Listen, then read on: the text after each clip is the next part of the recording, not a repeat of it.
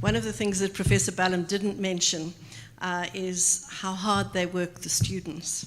So we had a visit from the Portfolio Education Committee, and when the Portfolio Committee comes, you actually get yourself all in a tiz because of what they might be asking, with many questions from left field and right field and you goodness knows where. And Professor Ballim was away and I had to take the session, and we arranged for the students to meet on their own with the Portfolio Committee. And you always wonder what students will say to the MPs and the parliamentarians when they're by themselves. And so afterwards I had a conversation with the head of the Portfolio Committee and I said, well, can you tell me what did they raise? And they said, well, the one thing they really raised was that they complained that they had to work too hard. Mm-hmm. So it was a great relief. I don't think the Portfolio Committee had any sympathy at all for that particular statement. Okay, so we're here with Professor Ballim. So may I have some indications of questions? We've got one there. Thank you, Francois. You're always wonderful. Not going to let you get away. Francis Stradum, University of the Free State. Yunus, thank you very much for inspiring example. I think in the field that I work, there's very little that you're doing wrong from our perspective in terms of the kinds of practices that really make a difference. I don't know whether you'll like the comparison, but in terms of things that make a difference for the kinds of students, and I agree with your principle of not creating parallel systems, but just for the sake of comparison, the bridging program, which has been at the University of the Free State for 20 years, has got very similar elements. I don't want to call them straight predictors, but a lot of similarities. So what works for what is now regarded as the average Free State University student, which is a student from previously excluded groups, a student that comes from a disadvantaged educational background, and the challenges that bring, and is under severe financial pressure. That program has been successful because the classes are smaller. They're not 15, but they are 25 to 30. That program has been very intentional about when you register, you get all your materials. And creating, and the similarities for me in terms of how you create a total ecosystem that supports your students. I don't think I can draw any comparison with the beautiful design because the program runs on the old Vista campus, which is now South campus, which in of itself has a beautiful design and fantastic facilities. But I think there is a lot to be said. I don't want to attribute it all to class because that program has driven teaching and learning innovation at the University of the Free State. So I think big factors, it can't be the only ones, but big factors is the ecosystem of support for students, but the pedagogy and the innovation in the pedagogy is as critical as the class size. And there's sort of 20 years of data now that suggests that those are the things that matter. So I wanted to share that.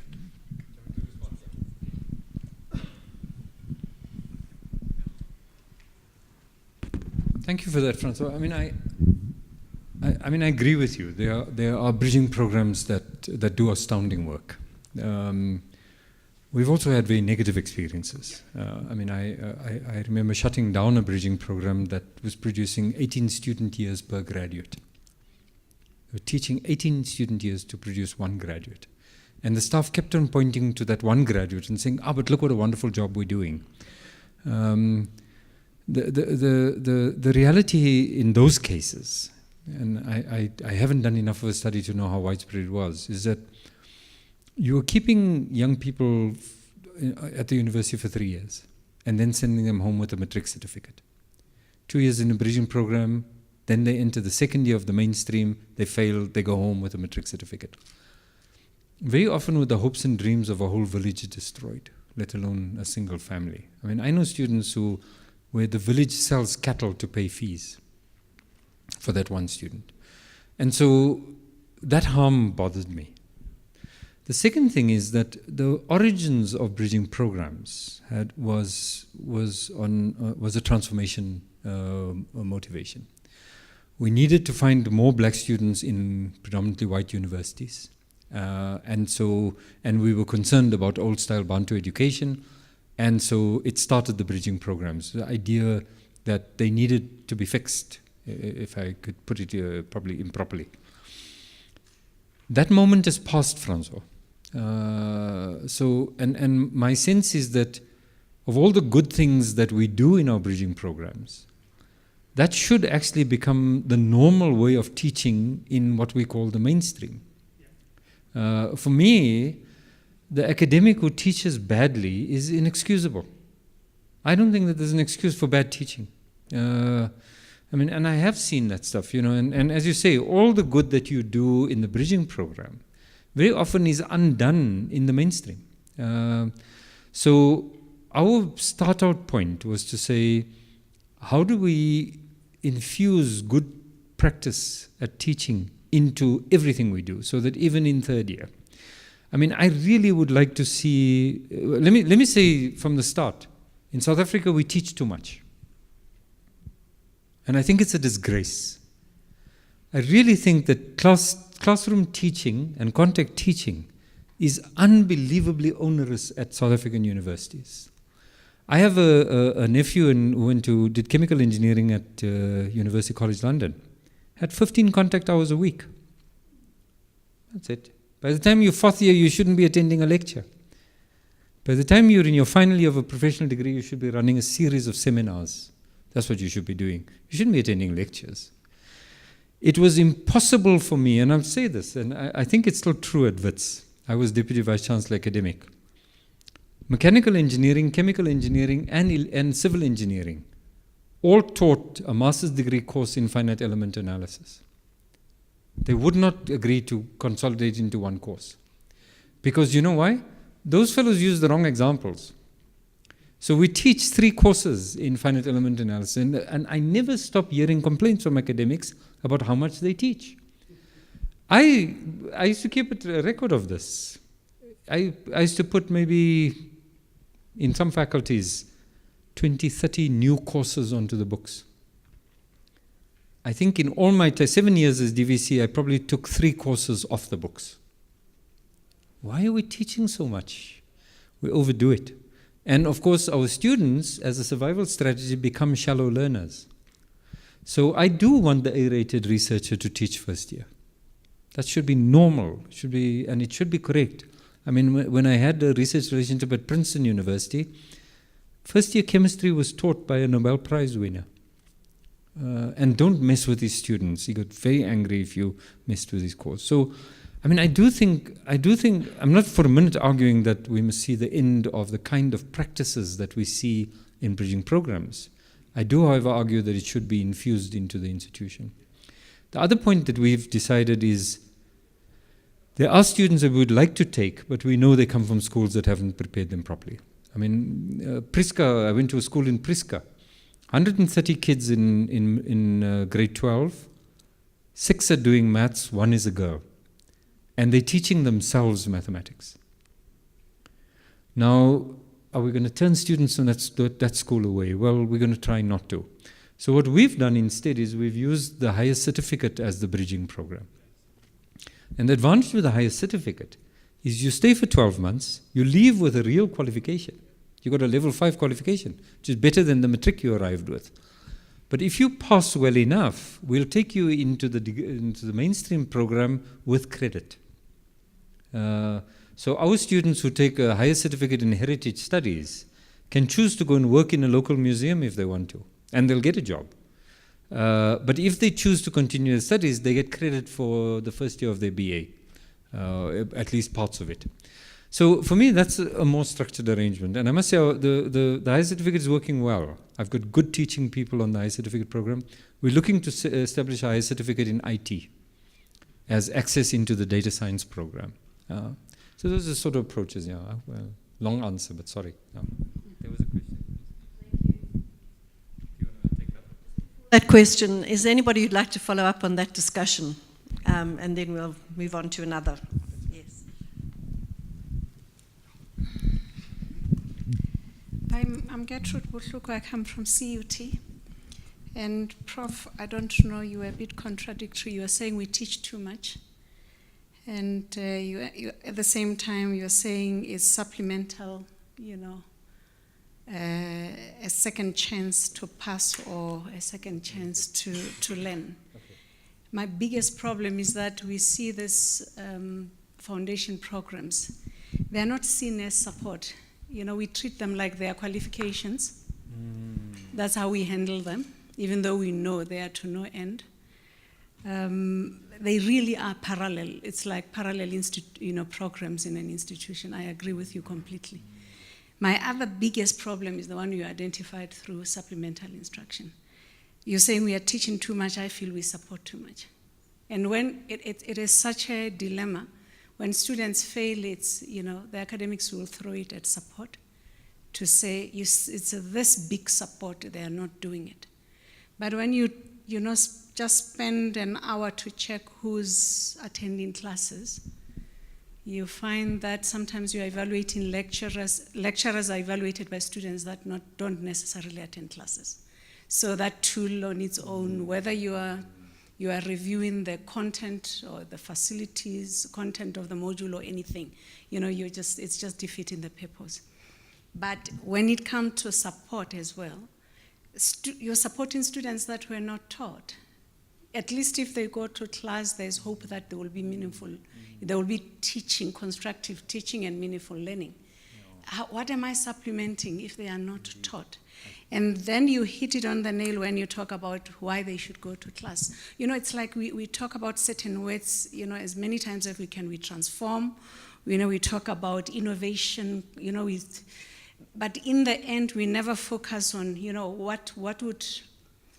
what would be a crowd catcher for student? What would get a student to class? Because if a class is boring, it's boring. So it looks like we're just talking in circles.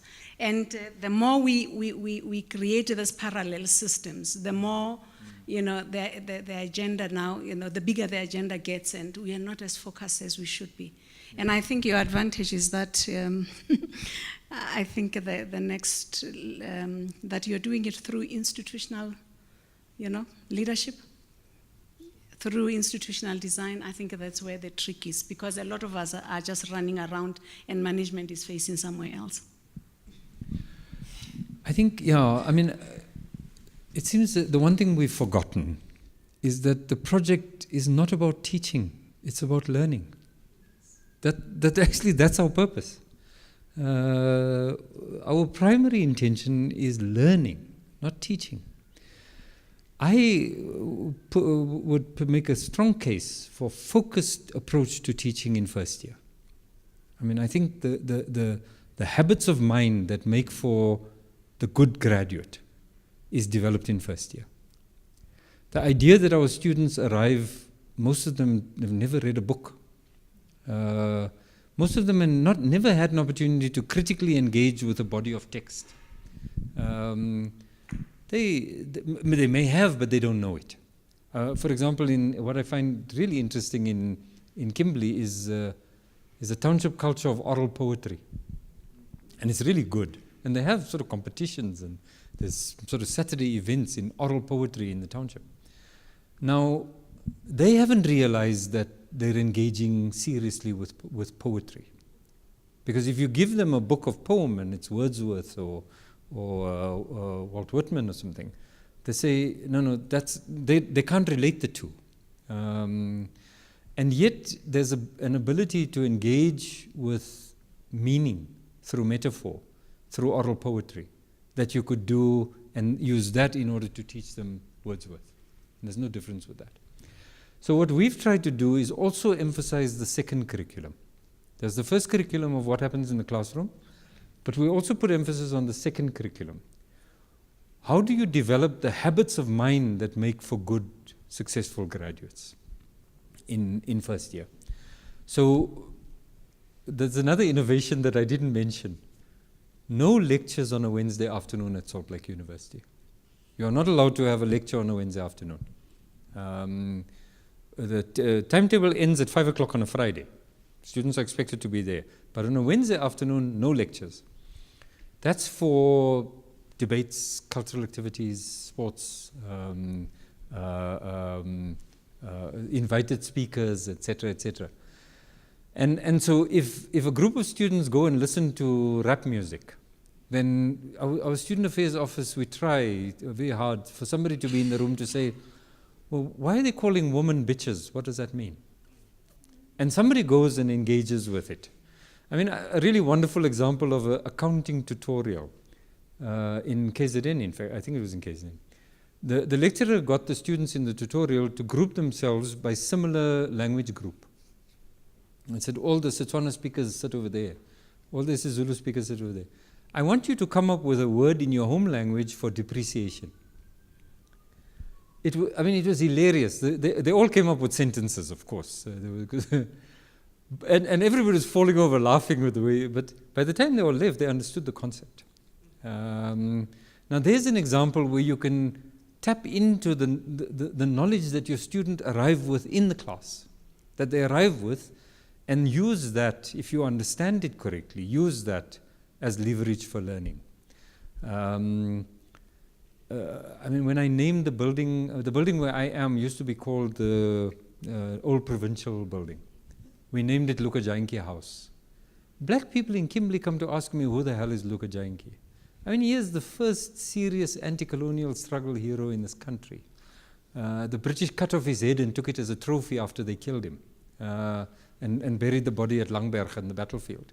Nobody knows where the body is. Here's a commemoration of a real serious anti-colonial struggle hero, whose story is probably the beginnings of what is today the ANC, or any of the black political organizations. And the decolonization project requires that I name the building after him, and people come and ask me, who the hell is this? Our students have never read Salt Blake's Mohudi. Here's the very first novel published in English by an African. The first person ever to translate Shakespeare into an African language was Salt Blakey. Our students don't know this. So what we do is we test them all the time. We push them. We say to them, Driekopseiland is 70 kilometers from Kimberley. People fly from Europe and America to come and study Driekopseiland. South Africans don't know about it. So it's a sort of way in which we say, it doesn't matter that you're taking mathematics or biology or education or something. We'll be testing your engagement in the world of ideas through the second curriculum. And we do that persistently. And I say to staff, I want to see a poster on the wall that challenges students' conceptions of their own prejudices. There must be a poster that celebrates gayness or womanness or whiteness or blackness or something. And so that you must constantly have your prejudices challenged. It seems to help. I must say our students engage in debates in quite interesting ways. I always say that when our students are fighting with me, they bring far more intelligent argument than when staff are fighting with me.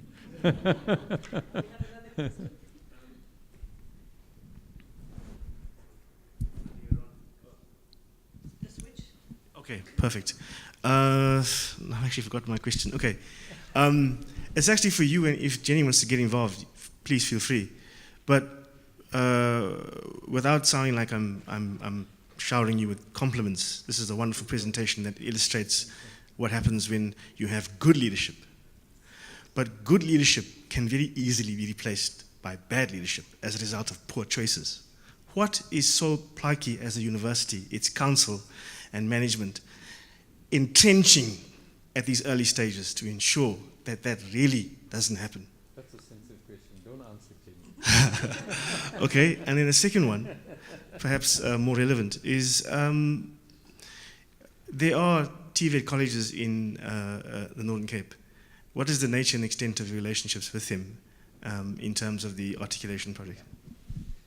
I mean, the issue of leadership and comment that I made a little bit earlier, and that was how well do you entrench an institutional culture so that the institution becomes resilient to bad leadership?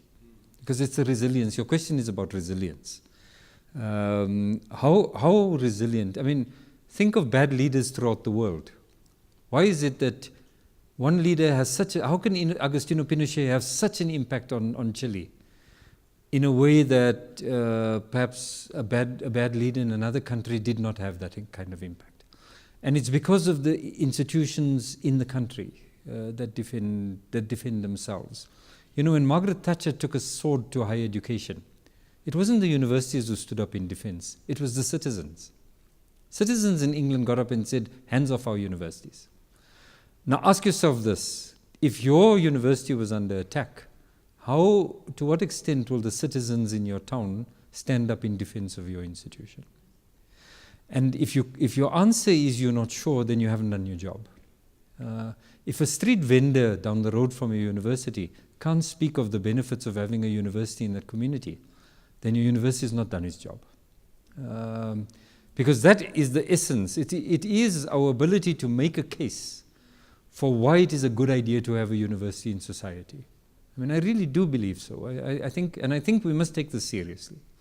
Because if we don't, then our universities will persistently rely on the happen chance of good people.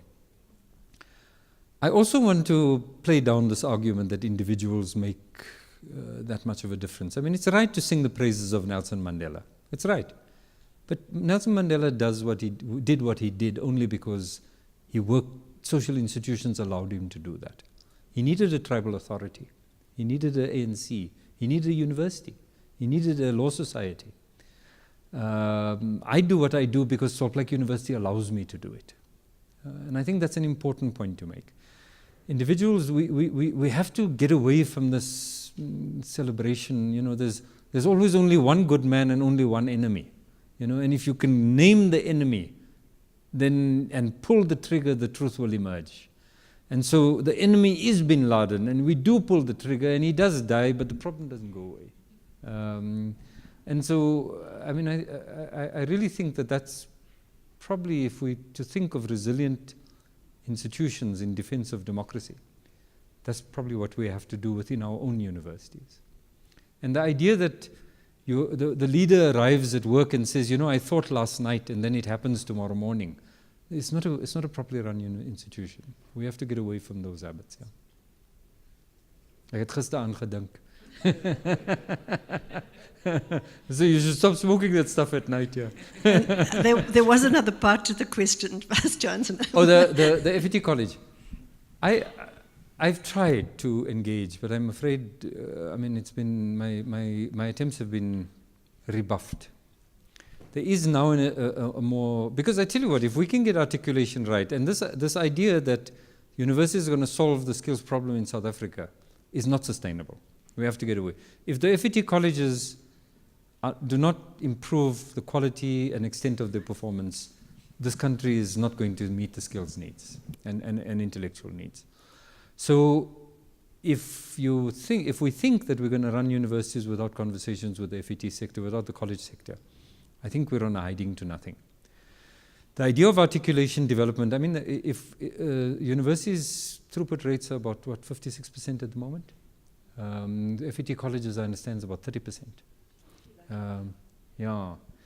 And so, you know, there is a desperate need, and the current minister, the previous minister and the current minister are putting particular pressure on FET colleges. I've tried, in fact, I think that the high certificates should be offered at the college. I really think that we should, and that's a conversation we're having with the DHET about the possibility. We're already doing that with CPUT in Western Cape, but in their case, CPUT owns the qualification, not the college, but the qualification is being offered at the college. And CPUT takes responsibility for developing the lecturers. Now, there's a model. There may be other models, but that articulation is essential. It's almost sine qua non for me. Yeah. Prof. Ballim, you did say that it was easier to do what you do because you don't sit with the legacy of apartheid necessarily in the institution. Mm-hmm. But what would you do, one thing that you would do in another university that does have that legacy, that is an urban, formerly white university. To bring Happens to be in in some of the Joburg. kinds of things. Hey, sorry? Happens to be in Joburg. I'm not saying anything. What would you do? What would be the one thing that you would do to kind of follow the vision of what you're doing there? I don't know. Your question's unfair because you're almost asking me to say what I think my fellow vice chancellors should be doing. But I understand the context of your question. I really would put focus on the teaching competence of staff, and the idea of exposing or being open to the possibility of new ways of knowing, which is one of the serious failures of a lot of our universities. I published a paper called, my article was called Constructing Curriculum to Contribute to the Decolonization Project. First of all, I argue that the decolonizing the curriculum is a silly idea. And it's a product of intellectual indolence that I'm afraid is pervading the world, not only this country. But once you get past that nonsense of decolonize the curriculum, you have to ask yourself, what contribution can curriculum make to the decolonization project, which is a real project? That's the more important question. And the example I like to use is if you teach sociology or anthropology and you speak only one language, you speak only English, then you won't know that I know 6 words for uncle. My mother's mother is not my father's mother. I have different words for them because I have different structured relationships with them. So if a lecturer arrives in the classroom trying to teach sociology or anthropology and speaks only English, and sitting in front of this person is Chinese, African, Indian students, it's the lecturer who's disadvantaged. The lecturer should go for a bridging course and possibly be excluded if they fail. Because you actually cannot teach sociology if you speak English. You cannot teach sociology in South Africa if you only speak English. Now, I'm not for a minute arguing that lecturers should be competent in all possible languages. But what I am arguing is that it is reasonable for our students to expect that our academics will have empathy for their ways of knowing, which they bring into the classroom, which has value. I mean, I use complex number theory. I don't know, there are a few mathematicians in the room. For those of you who don't know, complex number theory relies on the very ridiculous first assumption that the square root of -1 exists, which to all that you've been taught and known is ridiculous. There's no number which, if multiplied by itself, will give you -1. Yet, quantum mechanics relies on complex number theory.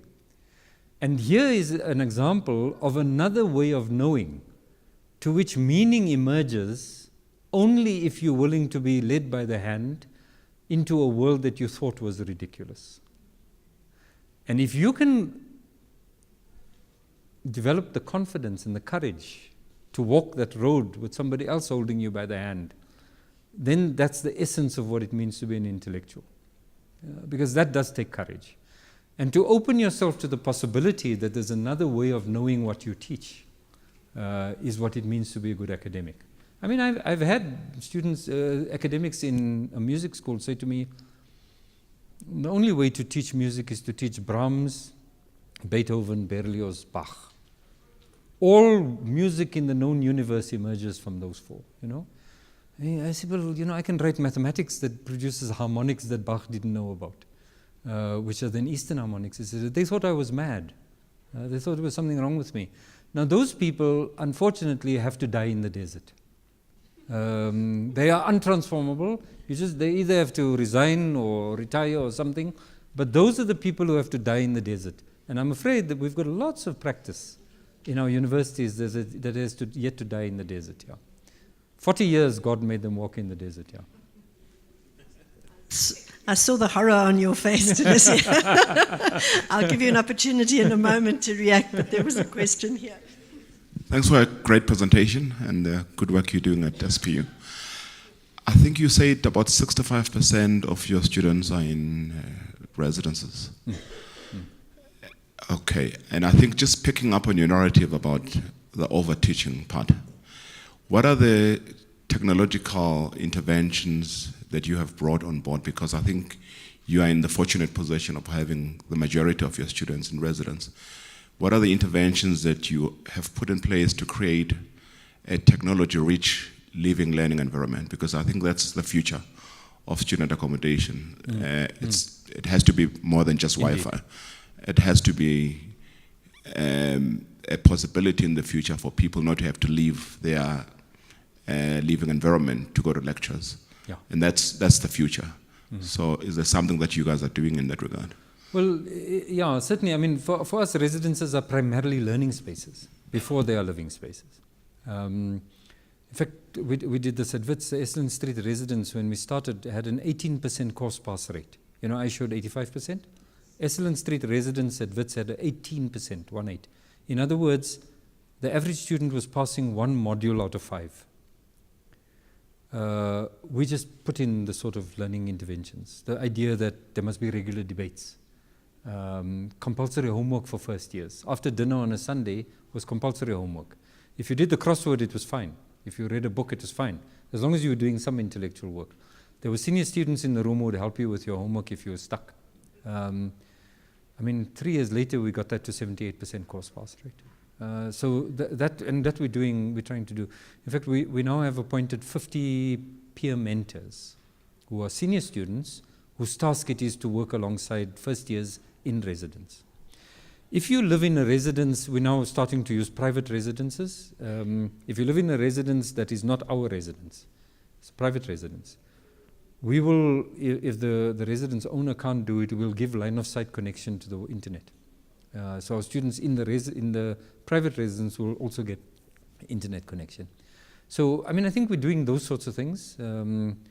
Residences can go horribly wrong if you neglect them. But you have to defend them as learning spaces. And including the decor. Even the artwork on the wall must be learning opportunity. And let me say, I also make this point to cleaning staff, the people who serve in the catering, etc. If you are rude to our student, that's a negative learning opportunity. If our student is rude to you and you do nothing about it, that's a negative learning opportunity. If you clean the floor badly, that's a negative learning opportunity. Our cleaning staff are part of the learning of our students, and they have to understand that they take responsibility for part of the learning of our students. Because in many ways, that's the support structure for our students. Rural students, you know what happens. Rural students come to the city, they look for people who come from the village. And those are usually somebody who works in security or in cleaning or something. Happens to know their family surname or something. And that's their support structure. So, I mean, I think we've sort of tried to integrate all of that as well. Yeah. Thank you. Tough one. Very much. Thank you for your wonderful presentation, and I really think it's beautiful to hear such good stories in South Africa. I've got 2 questions. The one is about, you say teaching is a primary focus of the university. In terms of your staff who teach, do you have any education kind of programs for them? Is it compulsory? Because I think you did mention something about they come in and they're not really about teaching. So what support do you provide for them? What's compulsory, what's voluntary? And that's the first question. So it's about the teacher, the support for the teaching. And the second question was about language. You've been speaking much about language and about the students. 10% of them, I think, come from English-speaking homes. Come from English-speaking homes. So is the medium of instruction English? And then what support systems and structures do you have in the university for those students to ensure that they are successful and that they are able to feel welcome and belong and not alienated because of their language? Thank you. Your first, sorry, just remind me, your first question was about teacher, yeah. So we, as I said, we've had Francois come and we've had other sort of serious thinkers come, and we've had up to 6 interventions every year. We run workshops and so on. They're completely voluntary. We don't actually have a policy on this. One of the things we're starting to think about is making them compulsory for for new academics who haven't taught before, sort of will just arrive. I give an afternoon seminar on developing the competency-based curriculum.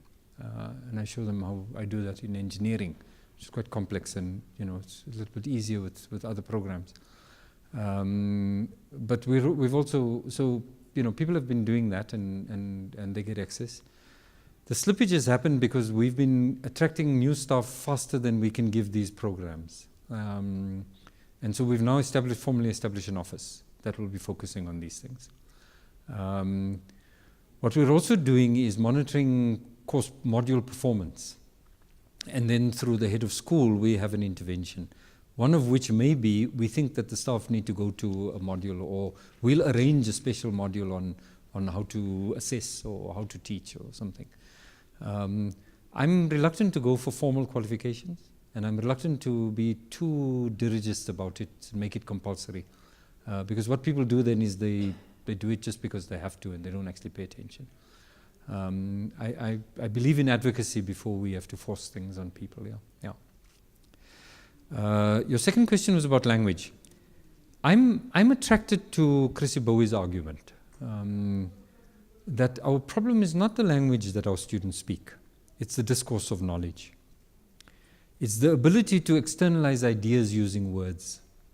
And very often, if I set the exam in Setswana and ask our students to answer in Setswana, they'll probably still fail.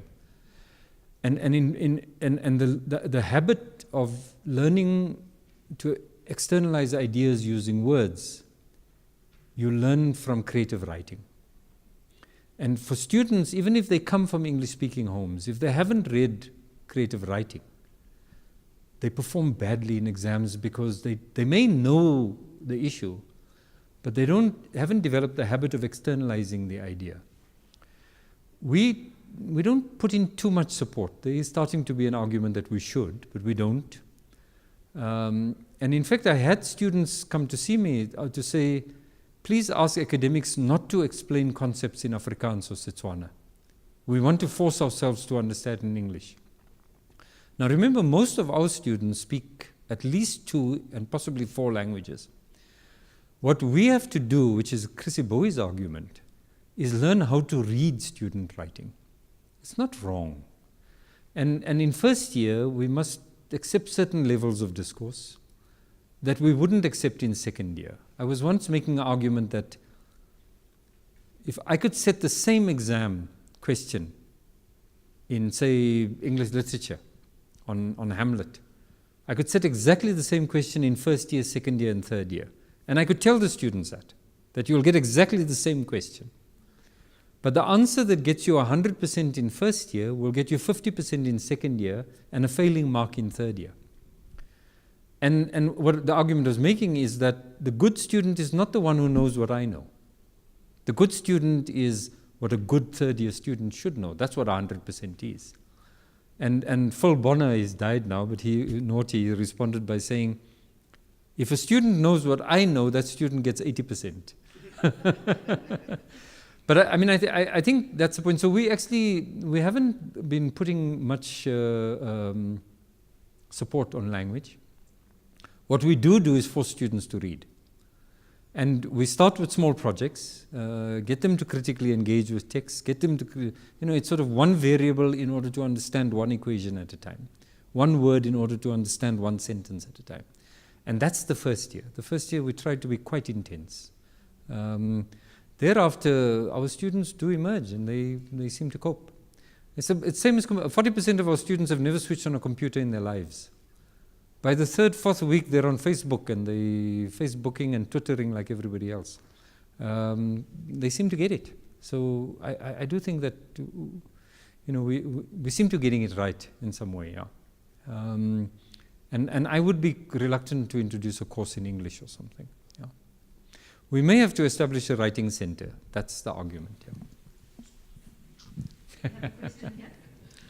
Yeah. Thank you so much. The results you have accomplished are truly extraordinary by any measure. I just wanted to say that. Thank you.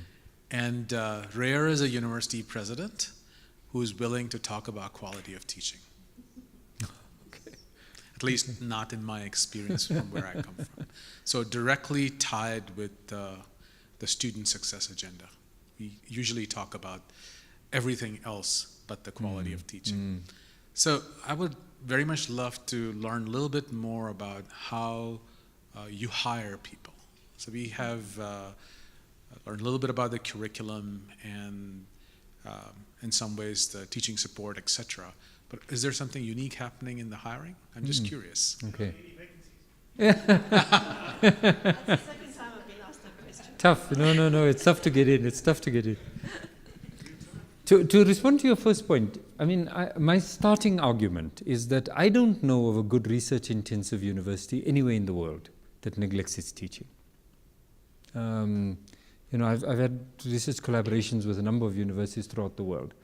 When I was at Oxford, the Teaching and Learning Centre got a £100,000 research grant, and they focus on undergraduate teaching. So this mythology that Oxford does one-on-one teaching and so on, it's actually not that true. They take their teaching very seriously. At McGill in Canada, I worked with the Concrete Research Group there. They say, if we admit a student, it's our job to make sure that student passes. And this is, I think McGill is in the top 20. So I don't know of a good institution, research intensive, that is not founded on good, solid undergraduate teaching. And so that's my starting point. I really do believe that that's what we should do. The point about staffing, I mean, we advertise posts and people apply and we've been getting them. We've been quite strict about the levels of appointments. So to get a senior lectureship, you have to hold a PhD. And we're looking for publication, evidence of intellectual and scholarly work and so on. But I don't think that our criteria are unusual. They're not outstanding unusual. We're struggling to find good mathematics lecturers, for example. We certainly are struggling to find higher level leadership, DVC, senior director level appointments. That's difficult. Kimberley is not a very attractive city, and if you do come there, it's very difficult to find employment for your spouse or your partner. And so, those are sort of the negatives. The people we have appointed seem to sort of buy into the project, even if they haven't quite got there yet. They haven't quite got the teaching right yet and so on. Nobody actually has got up and said, we think you're running the university improperly, or we think that it would be better to do it this way, etc. If anything, as I expressed, my concern is that they're emerging academics. In fact, I'd like them to go and spend 3 months in another university, just sit in the tea room at another institution, just to get the habits of another way of knowing about education and so on. But we're going to get there. But I don't think we're doing anything particularly unusual in the academic world. Being a small institution, direct contact with the Vice-Chancellor is quite strong. So, I'll arrive in people's offices to come and meet with them. And I simply walk across, and you can do that in a small institution. You can't do it in a large institution. Students are the same. And of course, I've been able to keep a culture. To be fair, I did this at WITS as well. If I'm in my office, you can walk in and talk. It doesn't matter if you don't have an appointment. And my assistant knows that. If I'm in the office, doesn't matter what I'm doing. I'll stop and do it and attend to a student or an academic or with a problem issue. And so people do comment on that. In fact, one of the fellows came from the University of Zimbabwe and said, he spent time, I said, did you go and see the Vice-Chancellor? And he said, Prof, not everybody is Salt Lake University. You can't just walk into the Vice-Chancellor's office. Yeah. So I think that helps. Accessibility of leadership helps. I'm not sure how long the Vice-Chancellor could sustain that. Yeah. Okay, any more questions? Thank you very much indeed, Professor Ballim, for answering so fully, and thank you. Thank you.